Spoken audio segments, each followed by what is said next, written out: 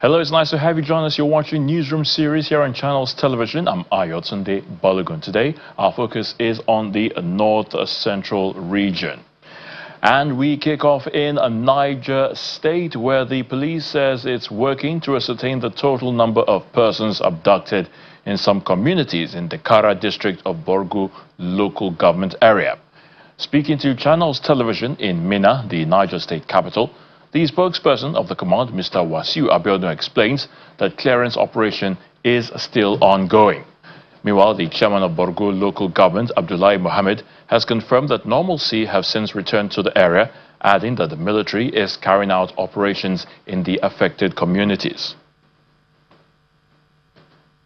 Niger, a state that borders Kebbi and Zamfara states in northwest Nigeria and Benin Republic, has come under serious attack from bandits.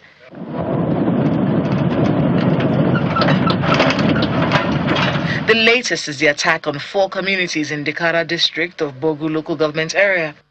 The affected communities are Gidanzana, Masaka, Sabungida, and Benya.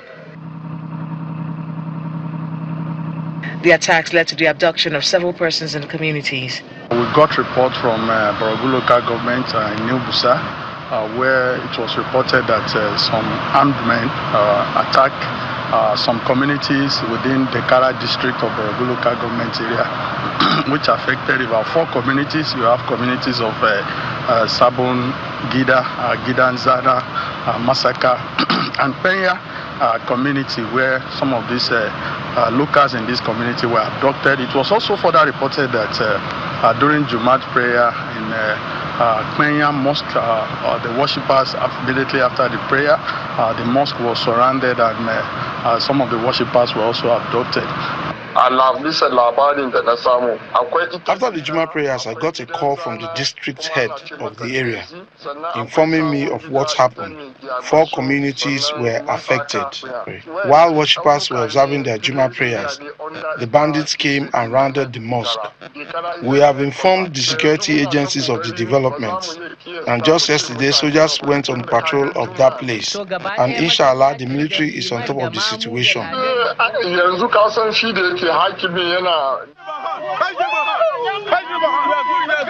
The attack prompted action from the military on the orders of President Bola Tinubu, who in a statement issued by his spokesman, Mr. Bayo Onanuga, called for coordinated operations to rescue the victims. Since the turn of the year, there have been at least 5 attacks in Niger State, and most of the attacks have occurred in the same area. They include the Kasuwan Daji market raid on January the 3rd at Demo village in Borgu local government area, the invasion of Agwara local government area on February the 1st, the Triple Village Dawn raid in Borgu local government area on February the 14th, the Dekara district attack on August the 21st, and the Gala Palace attack on August the 24th, both in Borgu local government area. Terrorism we are facing within Niger State has gone out of hand. So we want Mr. President to expedite action.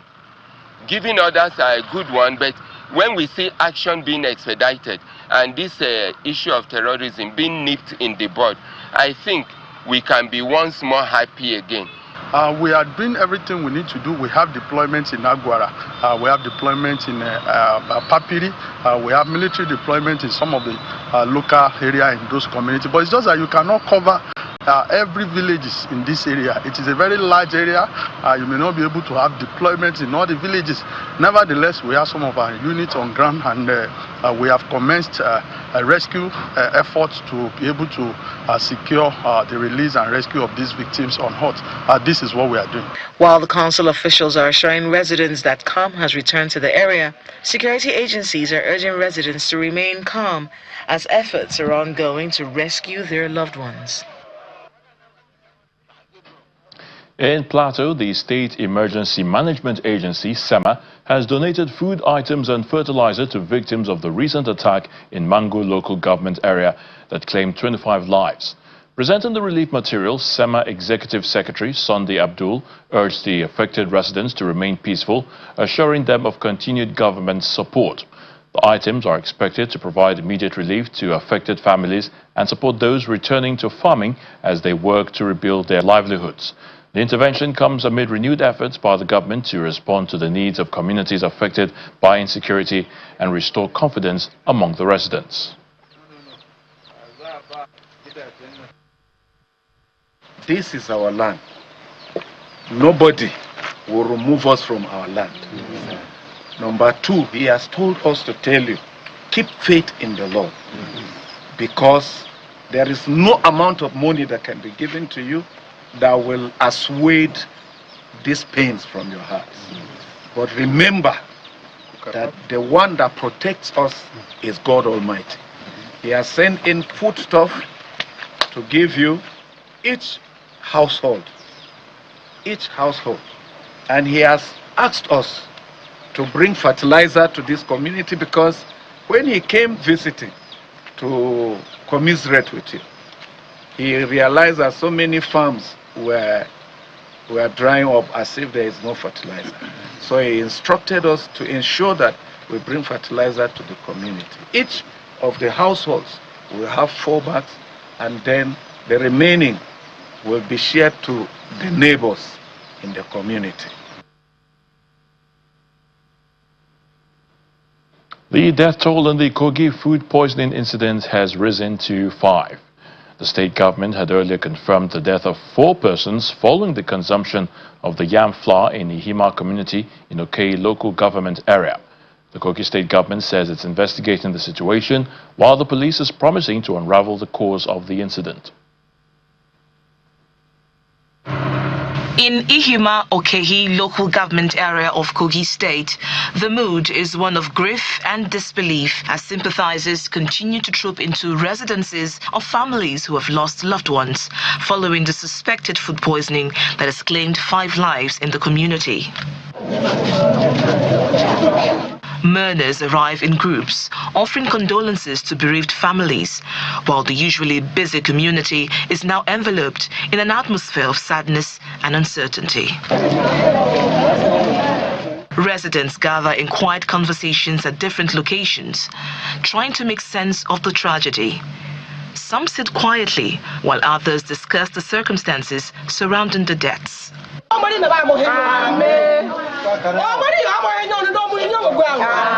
Mrs. Awa Jimo, who prepared the yam flour suspected to have caused the food poisoning, says she's still struggling to understand what went wrong. It don't reach 5 days, so I cook this food. I eat, my husband eat from inside the food. So with my 4 children, so all of us, we eat the food. So as I reach the hospital, I see infect from my stomach, so then treat me. They even treat my husband too. The tragedy has already taken a heavy toll as 2 members of the same family died from the incident. The whole community was thrown into mourning because nobody ever expected such thing, and it has never happened before.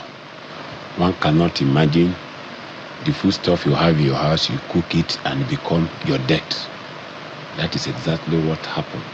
After the initial 4 deaths, 1 more person died while receiving treatment, bringing the death toll to 5 people. The state government and the police continue their probe to ascertain the cause of the incident. Immediately, the news was reported. The governor directed the coordinating commissioner for health to step in immediately. All the health stakeholders at the local and the state government level have been activated to be on the alert and to get to the root of the matter. The police have already since commenced investigation. I spoke with the chairman of Okei local government. Some of the food samples have been collected for forensic analysis, and as soon as the result is out, the police will address members of the public on the outcomes, and if there is any sinister motive or anybody is suspected to have been involved, will definitely face the wrath of the law. Already, representatives from the World Health Organization and the Kogi State Ministry of Health are carrying out an on-the-spot assessment.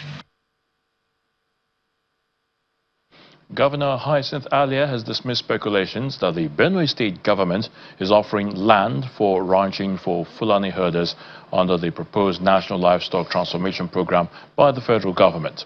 Addressing journalists in Makurdi after the inauguration of 6 new commissioners and members of the Benue State Assembly Service and Benue Television boards, Governor Alia says the mere mention of Benue on the proposed states does not automatically qualify Benue for the program, as Benue has no land for such. Reverend Father Chief Dr. Hyacinth. 6 newly appointed commissioners, a member of the Benue State House of Assembly Service Commission, and the chairman of the Benue Television Board are seated at the old banquet hall in the company of other family members ahead of their inauguration. We'll take the national. Governor Hyacinth Alia arrives for the ceremony as the newly appointed commissioners take their oath of office. I present our fundamental objectives and directive principles of the state policies contained in the Constitution. Work must ultimately contribute to the same objective: strong, more prosperous, peaceful, and sustainable Benue State. Therefore, charge you to see yourselves not as heads of isolated ministries, but as members of one administration and one team. Responding, the Commissioner for Youth, Sports and Creativity gives assurances of their commitment to duty. Excellency, let me assure you that we know the task before us. And especially because of all with some level of experience, we know what you represent. We will strive to move along with you. And at the end of the day, by the grace of God, the JSC will be happy with us. Speaking to journalists after the inauguration, Governor Alia calls for calm over the vexed matters surrounding the National Livestock Transformation Program. The state has the Ministry of Livestock, quite all right. Livestock includes everything. Includes sheep, goats, even birds. And we have all this. Quite a number of them right in our backyard. So livestock is quite generic. So even ordinarily, we have a state law prohibiting grazing in the state, and it is still in force. So no one pulled it out, so it is still in practice. But having said that, the announcement from the federal government does not necessarily mean that the state is going to ranch. The clarification by the governor comes against the background of mounting claims that the administration is in bed with herders to cede Benue territory to attackers. The newly appointed Plateau State Commissioner for Youth and Sports Development, Prince Miafen, has assumed office, taken over from Musa Ashoms, who has been redeployed to the Ministry of Commerce and Industry. After receiving the handover documents, Commissioner Miafen pledged to revive sporting activities across the state and harness the potential of Plateau's youth. He also promised to promote unity among young people while working to restore Plateau's position as a leading sporting state in Nigeria. Mr. Miafen called on the staff of the Ministry of the sporting associations and youth across the state to support his administration, assuring that his tenure will prioritize talent development. We work closely with all of you to ensure that we achieve the dear result why His Excellency found me worthy to be seated here today. I promise I will not fail you. I promise we would work together to ensure that all the policies that His Excellency has in mind for the youth, the growth and development of our dear constituency is supported to the latter. Primarily, I want to, within my first 100 days in office, God's willingly, to renovate all the three youth centers that we have on the plateau. The one in Panshin, the one in Shandam, and the one here in Dadinkoa. God willing, within my first 100 days in office, we will renovate those facilities so that we'll give the PIC chairman and his team an enabling environment to rule and govern. I wish to embark immediately on a nationwide youth tour to all the 17 local government areas of our dear state. I want to meet all the youth structures in the grassroots levels, have an interaction and interface with them, seek their opinions on how best they feel we can represent them, find out what their fears and worries are and their concerns. We go on this break, and when we come back on Newsroom series, we're in Nasarawa State, and this time 661 constituents benefit from a medical outreach in Umaisha and Ugia constituents. Join us again.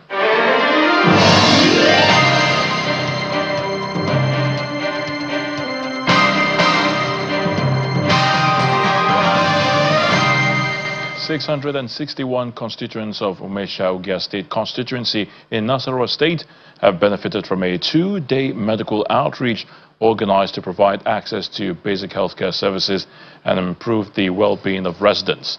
The outreach, organized by the member representing Umaisha Ugia constituency in the Nasarawa State House of Assembly, Ibrahim Abdullahi Saad, also saw 26 surgeries successfully carried out. The patients were attended to during the outreach, which provided services including health, education, medical laboratory testing, pharmaceutical services and surgical procedures, with staff of the General Hospital working alongside outsourced medical personnel. What we are doing right now is those with appendix, those with hernias, those that are going for CS that don't have the money to pay, all this outreach will capture that. If you look at this, the gathering, the mobilization we made was more than about almost 2,500 people. That is the capacity of the outreach. So basically, we have so many people who will not be able to pay for their medication, and we felt it is necessary for us that we have the opportunity to help our people to do it for them. And that is the reason why we are doing it at the moment. Governor Abdullahi Sule of Nasarawa State has sworn in 8 new commissioners, 11 special advisors and 6 permanent secretaries. The governor charged the new appointees to provide purposeful leadership, uphold accountability and ensure that government policies translate into tangible benefits for the people. Speaking at the swearing-in ceremony, Governor Sule said the appointments followed a recent minor cabinet reshuffle aimed at strengthening the machinery of government as his administration approaches the end of its tenure. He also commended the Nasarawa State House of Assembly for the speed and diligence with which it screened and confirmed the nominees. It is imperative to remind us that commissioners are the principal political administrative heads of the respective ministries. By virtue of your offices, you are expected to provide purposeful leadership, strategic direction, and effective supervision. You are expected to maintain effective coordination with permanent secretaries, heads of agencies, and other stakeholders to ensure that government policies are implemented efficiently and effectively, and that the people derive tangible benefits of our policies and programs. As part of today's occasion, we have also performed the swearing-in of special advisors in our commitment to have an informed advice, suggestion, and guidance in the implementation of government policies and programs. This is why I believe that the appointment of special advisors will add value to our development endeavor. Senator Sunday Karimi, who represents Kogi West in the National Assembly, has concluded a month-long series of constituency town hall meetings with a final stop in Lokoja, where he presented his legislative scorecard and rallied support for the ruling All Progressives Congress ahead of next year's general elections. Addressing his constituents in Lokoja, Senator Karimi says the tour was designed to showcase his record, strengthen party unity, and rally support for President Bola Tinubu's re-election bid.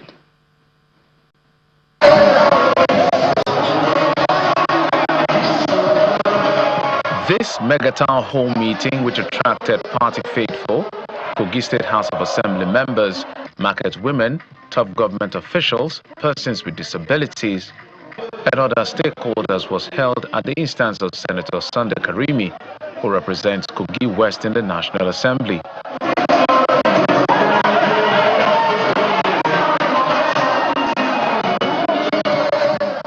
With the 2027 general election around the corner, the need for continuity dominated talks. We decide who wins in Kogi West. This time, we want this election to be over with Mr. President and Karimi's victory. I am here speaking on the behalf of the retirees, that we are solidly behind our party, the APC, and we are going to vote solidly for the party. Effective representation capable of delivering democratic dividends also form part of the discussions. The reason why you vote for Senator Karimi. Senator Karimi has brought a project to Kotonkari Secondary School, GSS, that worth 1.2 billion naira.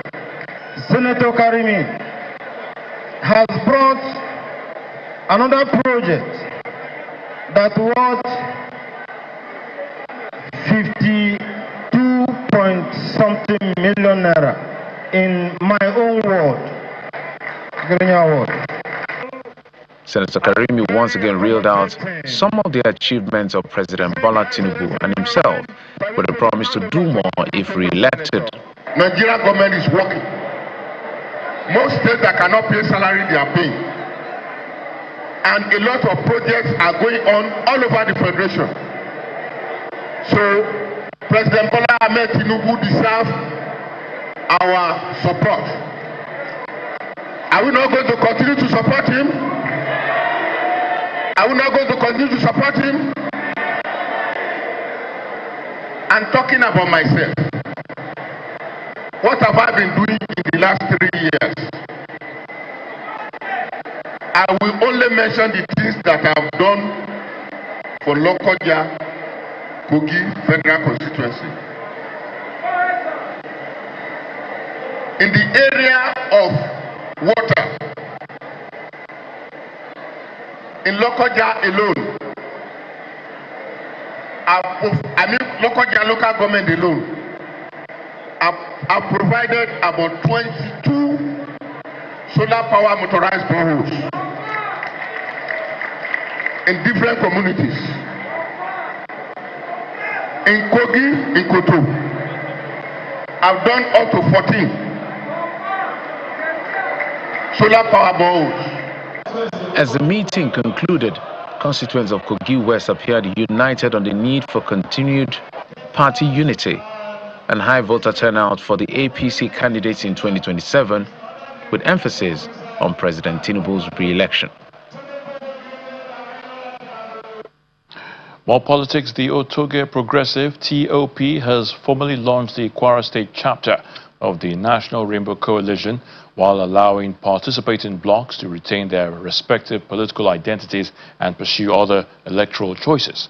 The members of the group, who are mostly those dissatisfied with the outcome of the last primaries of the All Progressives Congress, promised to support the second-term bid of President Bola Tinubu and their members who are vying from other parties apart from the APC.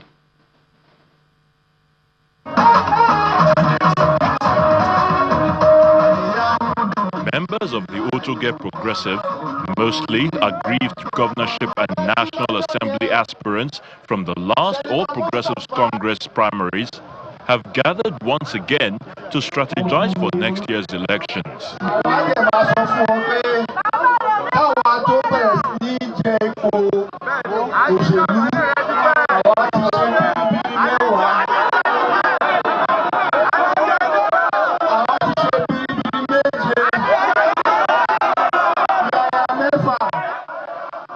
Speaking at the stakeholders rally in Ilorin, Members of the top group, which includes former APC governorship and National Assembly aspirants, along with other political leaders and elders, stated that they are working with the People's Democratic Party, the PDP, to effect a change of government in the state. Leadership is collectivity. I'm a student of leadership. I had my master's in Oxford on leadership. So, if you are not collective, a leader has to work with people. You can't do things alone. If it is not like that, one, I ask the people, we've never had any primary in Kwara. But even when you want to do consensus and so on, there are guidelines, you have to call everybody.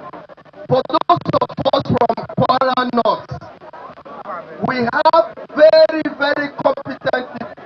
But when you give a knife to a butcher, they don't want any other person that will have grown them. Competent people, you know that somebody like Makamo of Labiagi is competent to be the governor of Kwara State. And you will not divide us. The chairman of the party's elders caucus said that while they are still members of the APC, they will work with another party to improve governance in Kwara.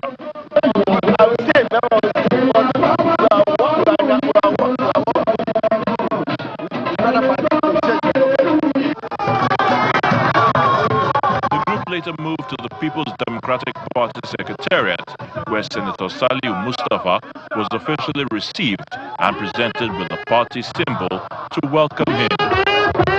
I want to also appreciate the warm reception so far received in the PDP. I pray and hope that sometimes around this time next year we'll be celebrating victory after the election.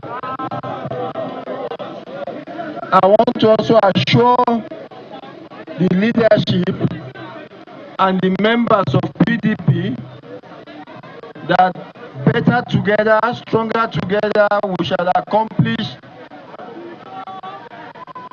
and experience victory after the election. With this switch, the People's Democratic Party now has a serving senator from Kwara State, as the newly formed Rainbow Coalition assures supporters of delivering the state for President Bola Tinubu's second-term bid.